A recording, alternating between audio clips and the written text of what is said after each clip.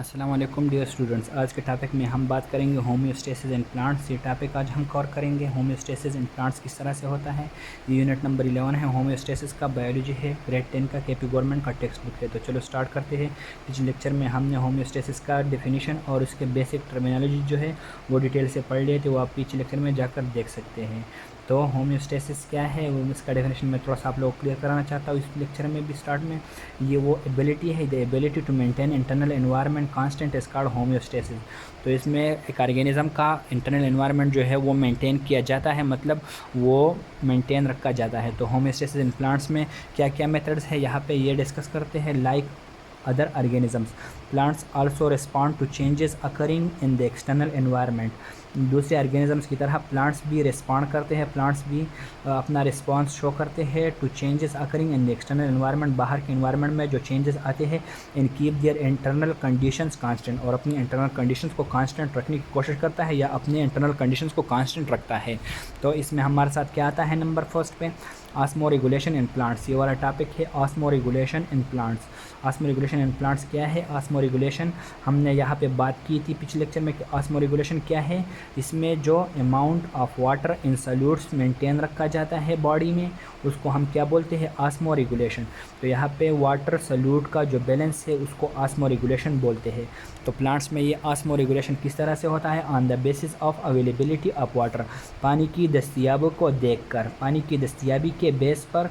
There are 4 groups of plants, plants के 4 groups है। The process of osmoregulation differs in all these groups according to their need and structure. तो इन चारों groups के अलग अलग ऑस्मो रेगुलेशन डिफ़र करता है इन चारों ग्रुप्स में, इनके नीड्स को देख के, इनकी ज़रूरियात को देख के, इनके स्ट्रक्चर को देख के।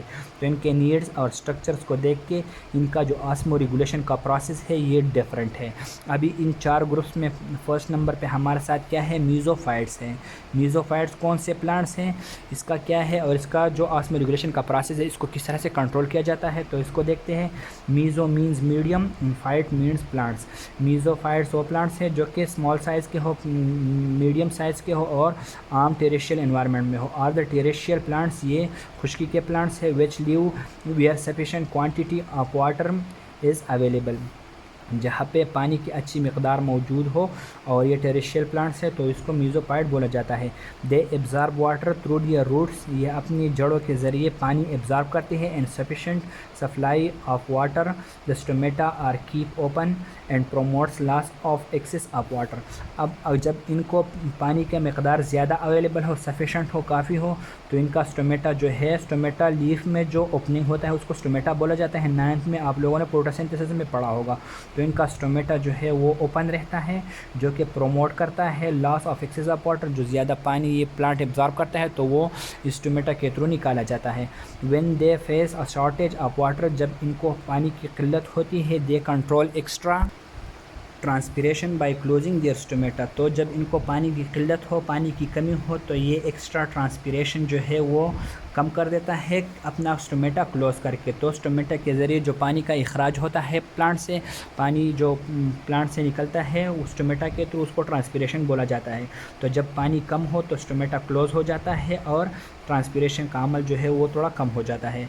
Most of their body surface is covered with waxy cuticles, इनका जो बॉडी का सरफेस है वो ज़्यादातर इसमें किससे कवर होता है? वैक्सी क्यूटिकल्स से। वैक्सी मतलब मोम तरह की होती है जो विच प्रिवेंट्स वाटर लॉस, जिसके जो पानी लॉस को कम कर देता है या प्रिवेंट कर देता है, जिससे पानी इस प्लांट से नहीं निकलता है और इसका जो अपना रेगुलेशन है वो होता है। एग्जांपल्स ऑफ मीज़ोफाइट्स आर मेज़ जो कौन है, क्लोर एंड रोज़ एट्सेट्रा। ये मुख्तलिफ़ तरह के पौधे हैं जो कि मीज़ोफाइट्स में आ जाते हैं।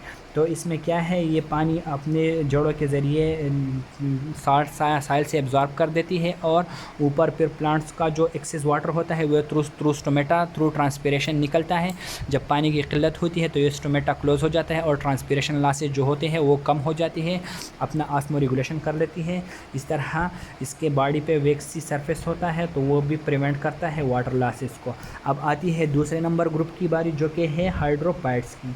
हाइड्रोफाइट्स कौन से? Hydro means water and phytes mean plants, are the plants which live in fresh water, जैसे कि पॉन्ड्स हो गया, रिवर स्ट्रीम्स हो गया, लेक्स हो गया एट्सेट्रा। तो जो प्लांट्स हमारे साथ पानी में होते हैं उसको हाइड्रोफाइट्स बोला जाता है। ये फ्रेश वाटर में होते हैं। Water keeps on entering their bodies through their whole surface. तमाम जो प्लांट का जो तमाम सरफेस होता है हाइड्रोपाइड्स में, उसमें हर एक जगह से पानी एंटर कर जाता है। Water keeps on entering their body through their whole surface. They remove their this excess water from their bodies. ये जो एक्स्ट्रा वाटर होता है वो अपनी बॉडी से निकाल लेता है। For example many hydrophytes have broad leaves. जो हाइड्रोपाइड्स होते हैं, ज़्यादातर हाइड्रोपाइड्स के पत्ते जो होते हैं ऐसे चौड़े होते हैं। Which floats on the surface of water. ये जो पानी की सतह पे ऐसे फ्लोट करते हैं। ये आप लोग देखें, ये ऐसे ब्रॉड लीव्स है इसके, ये पानी की सतह पे ऐसे मूव करते हैं। These leaves have a large number of stomatas on their upper surface. इनके अपर सरफेस पे लार्ज नंबर ऑफ स्टोमेटाज होते हैं। Water moves out of their bodies through these stomata. इन स्टोमेटा के थ्रू इनसे पानी एक्सेस ऑफ वाटर निकलता है। The most common examples of such plants is water lily. इसका एग्जाम्पल जो है, कॉमन एग्जाम्पल जो है, ये वाटर लिली है। अब आती है नंबर 3 ग्रुप की बारी, जो कि है हमारे साथ ज़ीरोफाइट्स। ज़ीरोफाइट्स क्या है? Xerophytes, xero means dry and phyte mean plants. तो ड्राई प्लांट्स मतलब जो ऐसे प्लांट्स हो जो कि डेजर्ट्स में पाए जाते हो। लिव्स एंड ड्राई एनवायरनमेंट, ये ड्राई एनवायरनमेंट में जैसे कि डेजर्ट में होते हैं। They have deep roots to absorb water from almost dry size. इनके जो रूट्स होते हैं वो डीप होते हैं, मतलब गहरे चले जाते हैं ज़मीन के अंदर, ताकि ये पानी ड्राई साइल से एब्जॉर्ब कर सके। Their body surface has very few stomata. अब इनके स्टोमेटाज हम बार बार रीड करते हैं कि इनमें स्टोमेटाज किस तरह से है। तो हमने मीजोफाइट में भी स्टोमेटा की बात की, यहाँ पे भी, यहाँ पे हमने बात की कि स्टोमेटा इसमें ज़्यादा होते हैं और अपर सरफेस पे होते हैं। ये इनकी एडाप्टेशन है according to their external environment, जो हमने उधर बात की थी। अब इनके बहुत कम स्टोमेटाज होते हैं। ये इन प्लांट्स की एडाप्टेशन है, ज़ीरोफाइट प्लांट्स की एडाप्टेशन है according to their environment, based on their environment. Their body surface has very few stomata. It is also covered with thick waxy cuticles to reduce loss of water. Loss of water को कम करने के लिए और कम करने के लिए इनके स्टोमेटास भी कम होते हैं। दूसरा, इनके ऊपर एक वैक्सी क्यूटिकल होता है। वैक्सी क्यूटिकल मतलब एक वैक्सी टाइप का एक लेयर होता है। सम ज़ीरोफाइट्स जैसे कि केकटाई, केकटी इसका सिंगुलर है और केक्टस इसका सिंगुलर है, केकटाई इसका जमा है। Stores water in their specialised system of roots और roots.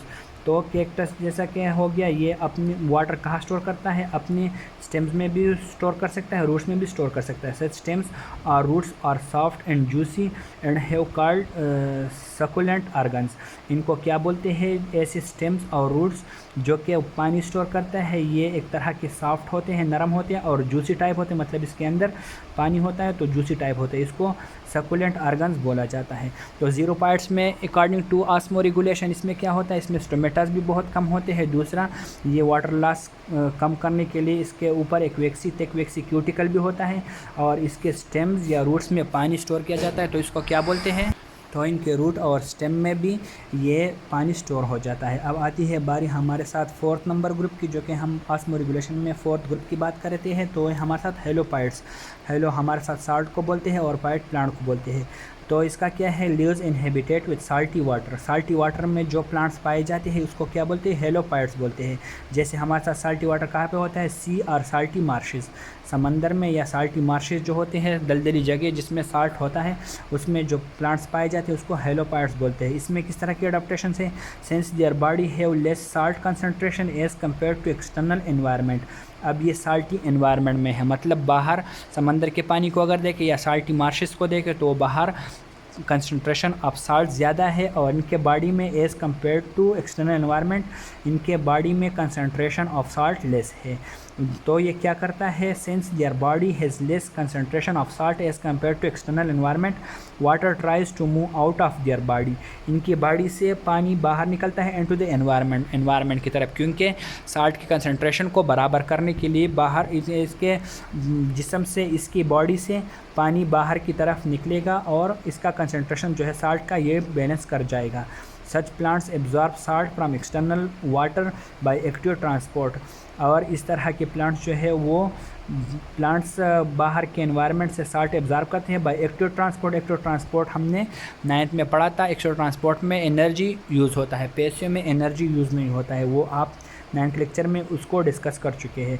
In this way water does not move out of the cells. तो सेल्स से पानी नहीं निकलता है। The excess salt can be stored in cells are excreted out of from salt glands on leaves. तो इसमें अगर एक्सेस साल्ट होता है वो स्टोर किया जाता है सेल्स में या एक्सक्रीट किया जाता है through salt glands on leaves. Leaves पे हमारे साथ साल्ट ग्लैंड्स होते हैं इन हाइलोफाइट्स में, तो उसी के ज़रिए एक्सेस साल्ट निकाला जाता है। Many sea grasses are included in this group. इसमें बहुत से सी ग्रासेस समंदर में जो घास वगैरह के मुख्तलिफ टाइप से इसमें आ जाते हैं। तो ये हमारे साथ क्या था, ऑस्मो रेगुलेशन इन प्लांट्स, जो कि होम्योस्टेसिस इन प्लांट्स का हमारा फर्स्ट टॉपिक था। इंशाल्लाह हम अपने नेक्स्ट लेक्चर में बात करेंगे एक्सक्रीशन इन प्लांट्स की बात। इसमें एक्सक्रीशन इन प्लांट्स में क्या क्या टॉपिक्स आते हैं और कौन कौन सी चीज़ें एक्सक्रीट की जाती है प्लांट्स में, वो हम नेक्स्ट लेक्चर में डिटेल से कवर करेंगे। शुक्रिया।